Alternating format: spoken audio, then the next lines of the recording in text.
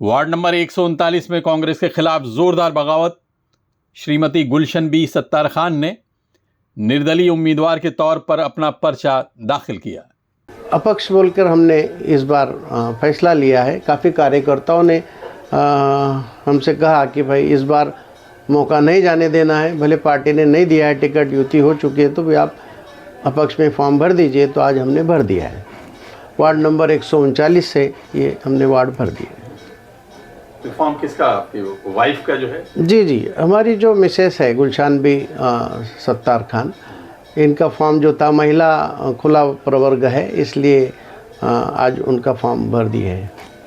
भावी नगर सेवक का ये बैनर मुंबई के वार्ड नंबर 139 के कांग्रेसी कार्यकर्ता पिछले 3 साल से इस इलाके में लगातार लगाते आ रहे हैं। मुंबई कांग्रेस के नेताओं ने एकला चलो का नारा लगाकर अपने बल पर महानगर पालिका चुनाव लड़ने की घोषणा की थी, लेकिन अचानक जिस तरह से वंचित बहुजन अघाड़ी के साथ गठबंधन करके उन्हें 227 सीटों में से 61 सीटें दे दी गई, उसकी वजह से डॉक्टर सत्तार खान जैसे कट्टर कांग्रेसी को भी बगावत का बिगुल बजाना पड़ा। ये वार्ड महिला ओपन का है, इसलिए उन्होंने अपनी धर्मपत्नी गुलशन बी सत्तार खान को निर्दलीय उम्मीदवार के तौर पर चुनावी अखाड़े में उतार दिया है। औरों की बात तो अलग है, लेकिन हम खुद सन 1985 से युवा कांग्रेसी कार्यकर्ता बनकर काम करते आ रहे हैं, और उम्मीद तो हर एक कार्यकर्ता को होती है कभी ना कभी कारपोरेशन का टिकट लिया जाए। ये चौथी बार है हमने मांगी थी, लेकिन टिकट मिली नहीं। और एकाएक ऐसा है कि वंचित बहुजन अघाड़ी से हमारे जो नेताओं ने अघाड़ी बनाई है, अघाड़ी बनाने के बाद भी 62 टिकट्स या जो जगह है उनको दी है, ये काफ़ी मात्रा में दी है। तो हम जैसे कार्यकर्ताओं पर एक हिसाब से ये अन्याय हुआ है, ऐसा हम महसूस करते हैं। कांग्रेस पार्टी दिन ब दिन, आज नहीं तो कल, बढ़नी चाहिए, इस सोच के हम, इस विचार के हम हैं। लेकिन इस तरह अगर कार्यकर्ताओं के साथ होता जाएगा तो बहुत ही मुश्किल बात है। मुंबई की अध्यक्षा हो या दिल्ली के हमारे ऑब्जर्वर हो, इन्होंने पिछली मीटिंग में खुलेआम तय किया था कि हम अपने बल पे अकेले लड़ेंगे। तो काफ़ी मात्रा में कांग्रेस के कार्यकर्ता पदाधिकारी खुश थे। युति करना थी, ठीक है, लेकिन बहुत ज़्यादा पैमाने पे उनको इतनी सीट देना, ये कुछ ठीक नहीं लग रहा है। गले से नीचे नहीं उतर रहा है। 20-25 तक एक मर्यादा होती है। तो हम ही नहीं, कई कार्यकर्ता इस बात से दुखी है, नाराज़ है। तो आपको क्या लगता है क्यों ऐसा फैसला लिया, जबकि वहाँ पे जिस तरह से बीच में वो एक तरह से एक स्लोगन ही दिया था कि मिशन 2026, और उसमें कांग्रेस को ये दिखाया गया कि बिल्कुल वन साइडेड, हम एक अपने बदौलत जो एकला चलो रे, अकेले चलने की बात की। जी बिल्कुल, अकेले चलते तो काफ़ी सीटें आती थी, ऐसा हम समझते हैं।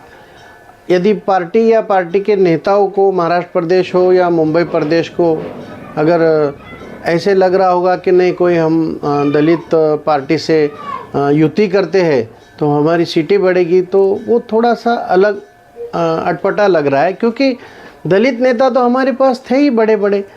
हमारे पास मुंबई कांग्रेस की जो अध्यक्षा है, वो सांसद भी है, वो दलित नेता है। तो इनकी वजह से काफ़ी वोट बढ़ने चाहिए हमारे दलित के, और हमारी सीटें निकलनी चाहिए। दूसरे तो चंद्रकांत हंडोरी जी, वो भी तो दलित नेता है।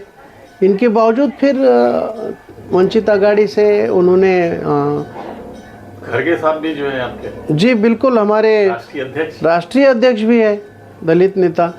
तो काफ़ी वोट हमको दलित के मिलना चाहिए, काफ़ी हमारी सीट मिलनी चाहिए। उसके बावजूद भी इस ढंग से उन्होंने जो युति की है, की, लेकिन काफ़ी ज़्यादा सीटें उनको दी गई है वरिष्ठ नेताओं ने। ये थोड़ा सा अटपटा लग रहा है। तो क्या लगता है रिजल्ट कैसा रहेगा? कांग्रेस को क्या बहुत फायदा होने वाला है, क्या होगा, आपको क्या लग रहा है? वरिष्ठ नेताओं की सोच है कि शायद उन्होंने अनुमान लगाया होगा कि हमें भले 60, 70, 80 सीट मिले तो भी चलेगा शायद, इसलिए उन्होंने इतनी ज़्यादा सीट अंबेडकर साहब को दी है। वंचित बहुजन आघाड़ी से उन्होंने युति की है। वैसे तो रासप के साथ भी है, उनको भी 5 सीटें दी गई है। डॉक्टर गवई साहब हैं, उनसे भी युति है। देखते हैं उनकी सोच। और लेकिन कार्यकर्ता का इसमें बहुत बलिदान जो दिया है, हमने अभी 45 साल हो गए, लेकिन आज तक टिकट नहीं मिला है, तो मायूस होना पड़ता है। तो मायूस ही रहेंगे या आगे कुछ नया कदम भी बढ़ा सकते हैं? नहीं, आज हमने तो अपक्ष फॉर्म भर दिया है और अपक्ष से चुनाव लड़ने जा रहे हैं इसी इलाके में। उम्मीद है इंशाल्लाह चुन के आ जाएंगे। पूरी उम्मीद है? जी जी।